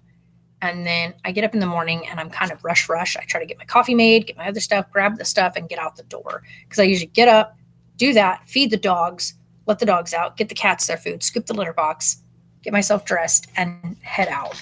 So I try not to do all that. But Sarah's like, I'll get the dogs today. I'll get the animals. So you go ahead and get a shower this morning. So I took a shower this morning because I just wanted to. Like, I just was like, I slept wrong last night and hurt my neck. So I woke up with and it still hurts. I woke up with my neck sore. Yeah, and that's the funny part is I think, like, okay, first of all, the writer I've been listening to the last, week and a half, I want to meet this guy. Like, the writer that I just listened to, I want to smack her. It's a her and a him. It's a two-person, like, these two people work together to write the story that I was listening to. But the previous author, because I listened to the Prescott series by Nick Parag. You're not used to it. Yeah, I know, right? Been through lightning. But the Thomas Prescott series, there was 3 books in the series, and then a 4th book was released, and it's called Jungle Up by Nick Parag, and it is featuring Thomas Prescott, right? So it has Thomas Prescott in it. Now, Thomas Prescott is the main character. Like, he's the big character in Nick Parag's books, in that series, I should say. And I laughed so hard listening to these books. There was moments that, like, and the funny part is these books are distressing times. Like, these are moments that are happening that are so, like, what is going on? They're criminal investigations, right? So this is each story, he's involved in a whole new crime, right? So he is a previous detective. Thomas Prescott's a previous detective who left the force, who then got picked up as a consultant for the FBI. So that's kind of where we're at, right? So that's who Thomas Prescott is. He's kind of an FBI consultant. But each story, like, there's these massive things going on. But the way he is written, his character, the character of Thomas Prescott, is hilarious. He is, even in the most trying of times in the story, I laugh even thinking about it, even with, have you read any of the Among the Hidden? No, I haven't. Even with, even when, like, they're describing a crime scene and you get, like, Thomas's moment where he's talking about something within the crime scene, I cackled. I'm not even kidding. Like, I'm not talking about just a little bit of a giggle. I'm talking about out loud. Like, you want to cover your mouth because you're afraid everybody's going to look at you and go, what is she laughing at? You look like a crazy person. I cackled out loud multiple times listening and reading the Thomas Prescott series by Nick Parag. Genius. Okay, the man's a genius. Then, after I finished that entire series, which I'm sad to say, because I would love, like, they wrapped it up so good, though. I mean, he did an amazing job wrapping up Thomas and saying goodnight to Thomas Prescott. But then I decided to get his next series, which is called the 3 a.m. series. 5 books, right? So far, 5 books. And that'll screw with your head. That whole series will screw with your head. But there are moments in that are so funny. Like, I love the way he writes his characters. And I'm just like, this is incredible. I want to meet Nick Parag and shake his hand and tell him he's a genius. He's an absolute, I don't even know what the word is. It wouldn't be, I guess, literary. And he's not literary. He's not like a literarian or anything like that. But literary genius. Like, he's written 2 big series that I have so far listened to. He better make a book 6 for 3 a.m. because there's no way you're leaving us hanging on the end of book 5. I will lose my noodle. He better finish book 5 or make it a book 6, I should say. You got to wrap this stuff up. You got to give us some answers. You can't leave it where it's at right now. But aside from that, this man's a genius. I love it. It's 90, but feels 106. Yeah. Oof. No, thank you. But yeah, if you guys want to listen to some, well, I don't know. If you have sensitivity to like criminal investigation or crime scene stuff, you don't want to listen to either of those. There's some super, like, way too descriptive of information on crime scenes in there. Unless you have the stomach for that and the mental capacity to handle criminal investigation, don't. Even though these ones are not like actual crimes, these aren't true crime books. They're just criminally investigative in nature. So they're like crime books in nature, like a crime novel. So yeah, because each one is based around a criminal case that is happening in the tale. So yeah, we have storms coming, so need get the shower and get my phone charged. Yeah, you better do that. You want your phone fully charged.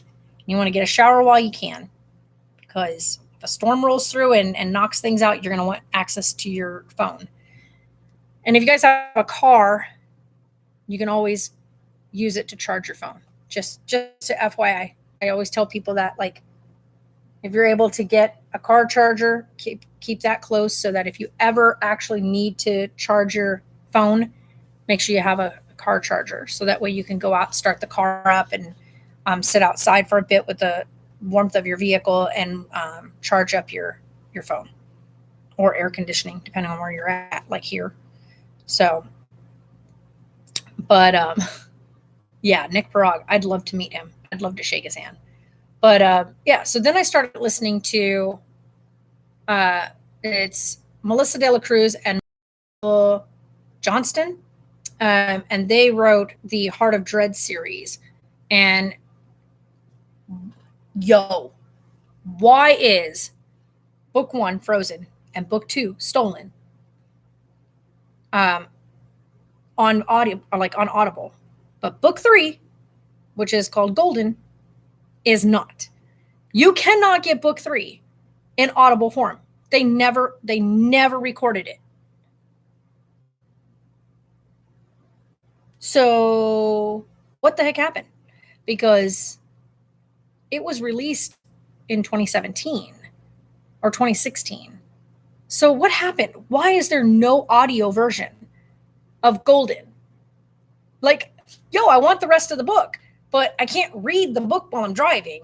So I have been listening to this series with these 2 narrators that are narrating the first 2 books, which are super, I mean, they're pretty good, other than, like, I wanted to knock them out because of how, like, okay, the male character, amazing.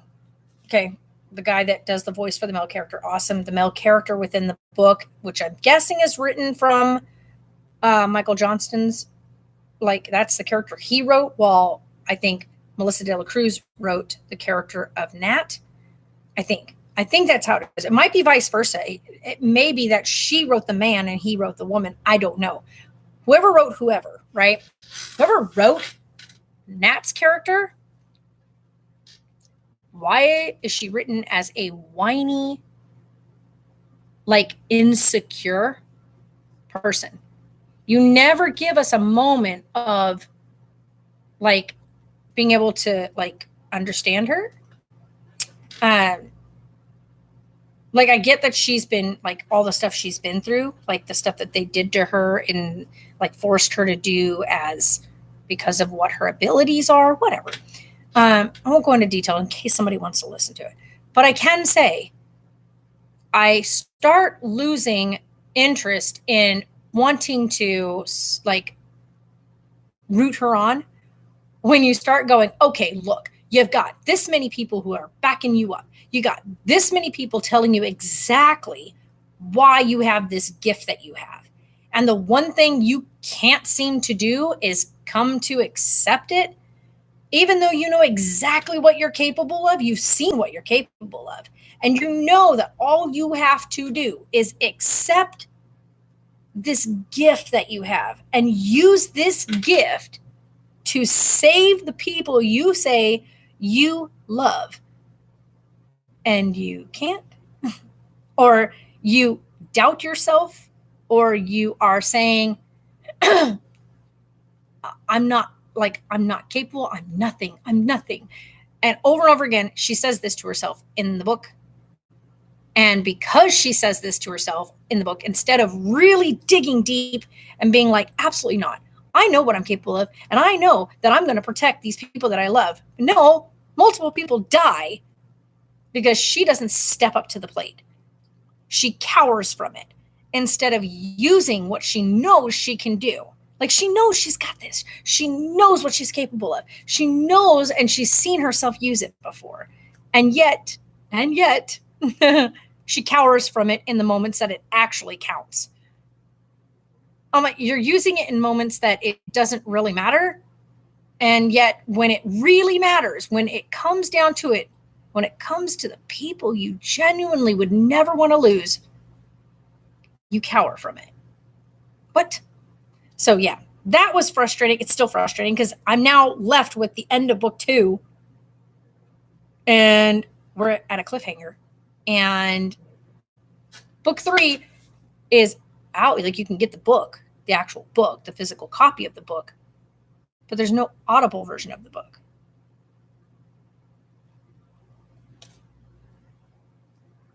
Yeah, you're going to do it on CDs? Yeah, I'm definitely not going to do mine on CDs. I think what I'm going to do is, I don't know yet. I think I might go ahead and do the audio version of it. And then, because I'm going to, like Ali said, I think I'm going to go ahead and do the publishing of it through Amazon. I think. I don't know yet. I think.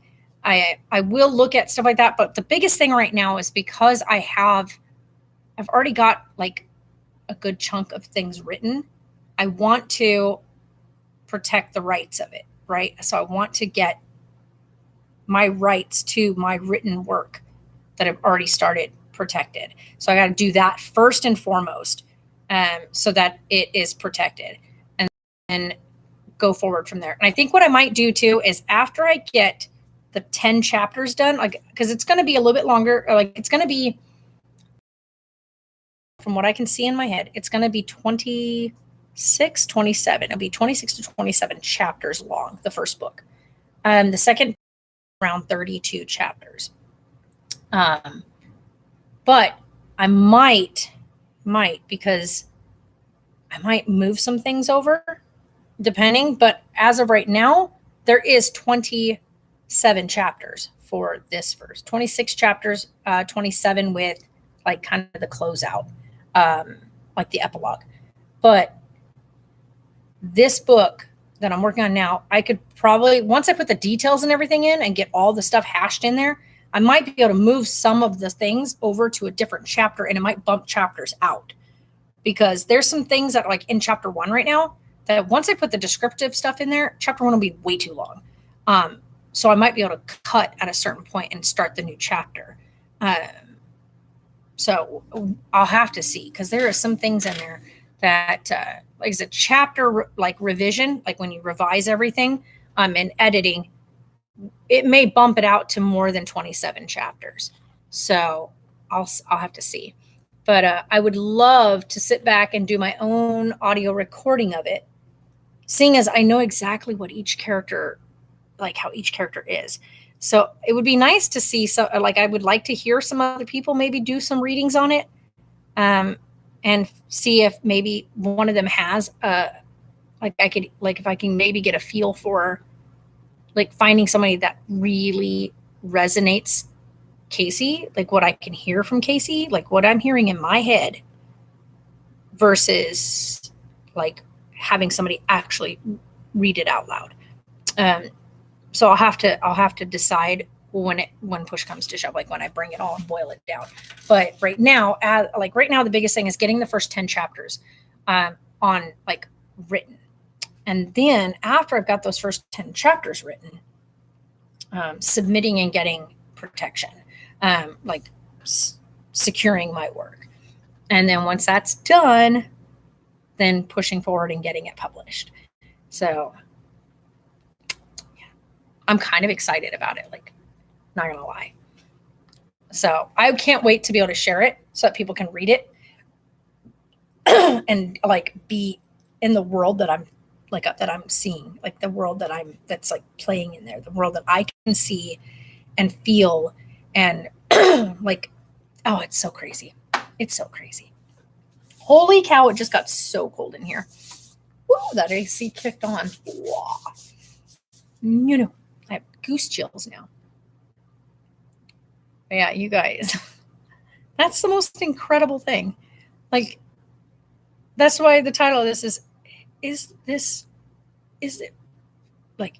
really happening? Like, is this for real? Like, what?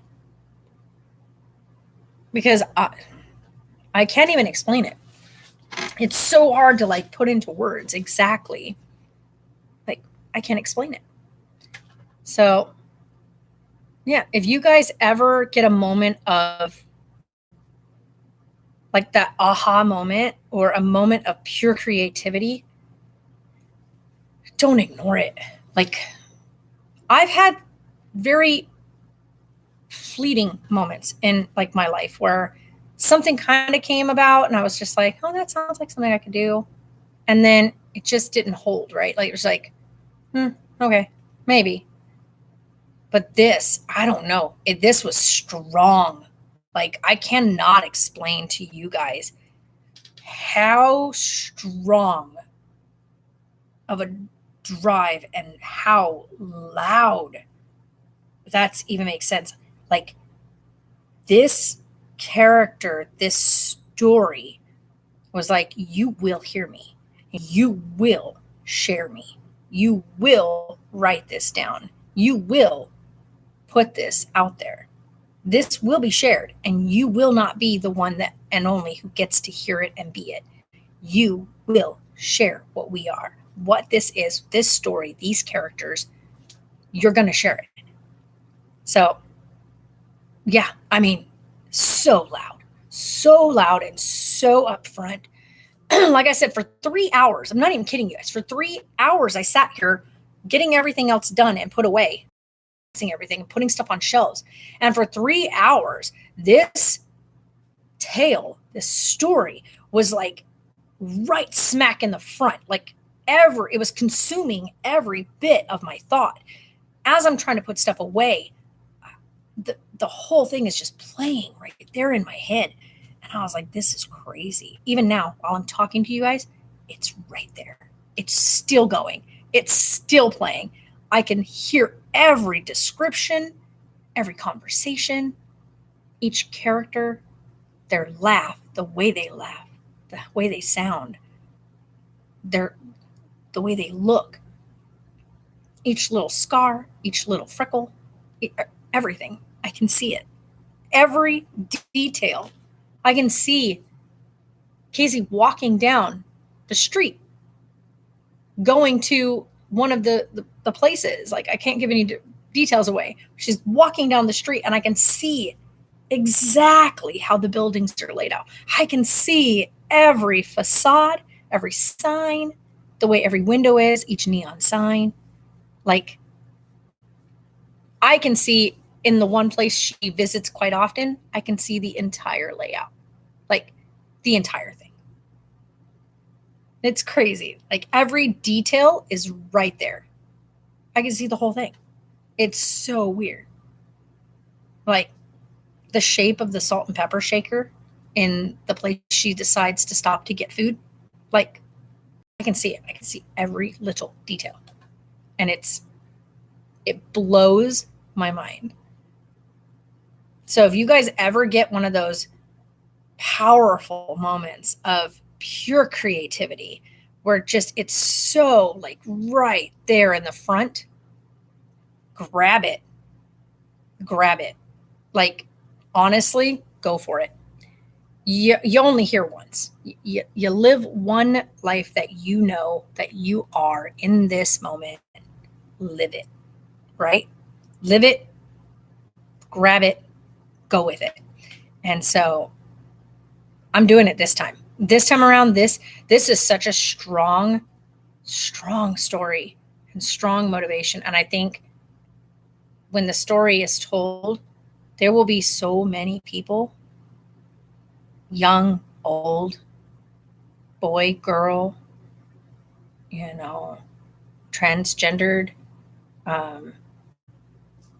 non-binary. It doesn't matter. It doesn't matter what gender you are, what sex you are, what age you are.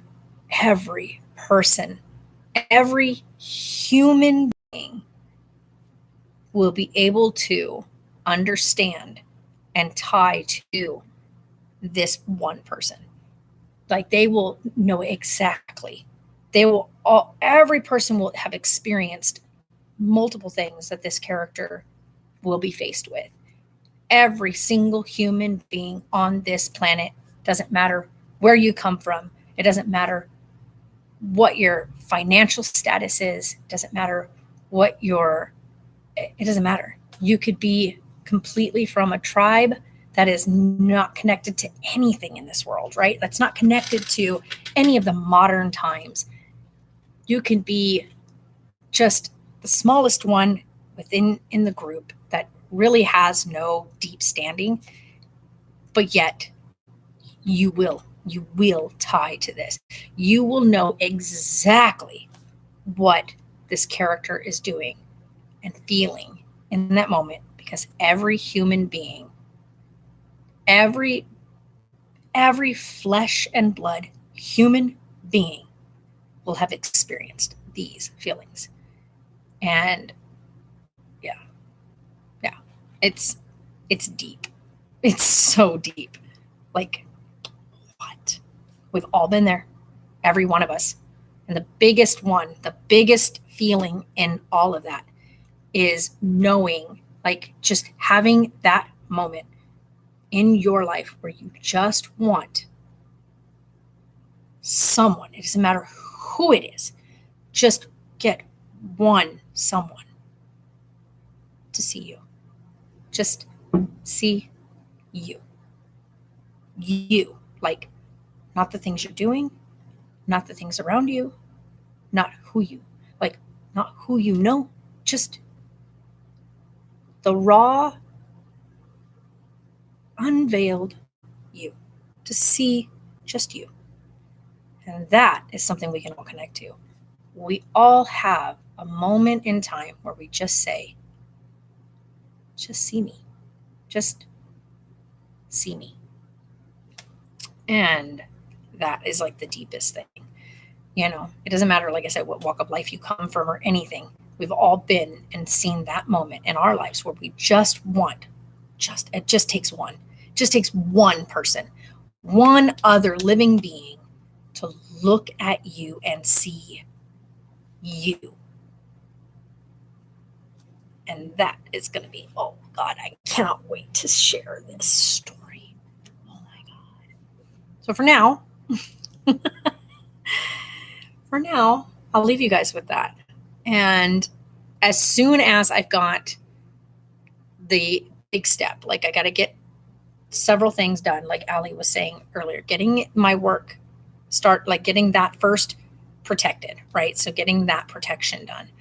Once that is in place, then I can kind of release like a synopsis of the book, like something that's going to give you kind of an overview of what to expect.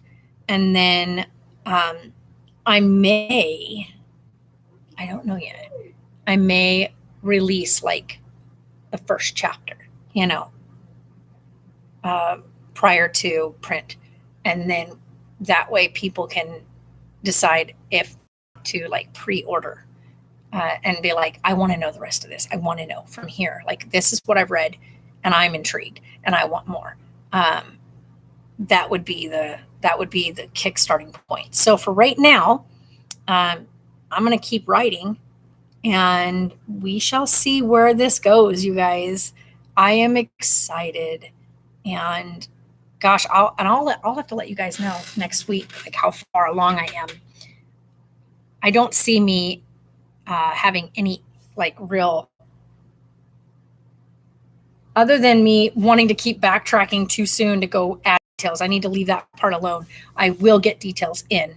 I need to just get the main chunk of all this information down. I need to get it on, like get it typed out and get all the main story movement, right? So the big chunks of the story, the big focal points of the story need to be down, and then go in and put the rest of what I already know and see, and like other characters and the meets and the talks and the chats and the descriptive details. All that'll come in after. But right now I need to get the meat of the story put on paper. And yeah. So you guys are fantastic. It's been 2 hours. I have been talking to you guys for 2 hours. I'm going to get off here and I'm going to get back to writing, because yeah, it needs to be done, and I need to finish, and I need to get some more of it down. I think I'll be done by the end of today with chapter 4. Yeah, I can see, because I can already like tell you right now, chapter 4 will be finished by the end of today. At least for the brunt of it, like the meat of chapter 4. And then, like I said, once details start popping in there, it's going to be meaty. But right now, get this part done and then take a break for the night, because I work tomorrow, and I'll probably get to writing chapter 5 when I get to work tomorrow. But right now, I want to finish up chapter 4 and then take a break from like, I'm going to see it. It doesn't matter. It's there. It's playing. I can see every detail, but I need to make sure that I take a step back so I don't burn out as I'm typing. Also, my knuckles hurt so bad from typing so much. So you guys are fantastic. And yeah, I'll talk to you guys later. Bye.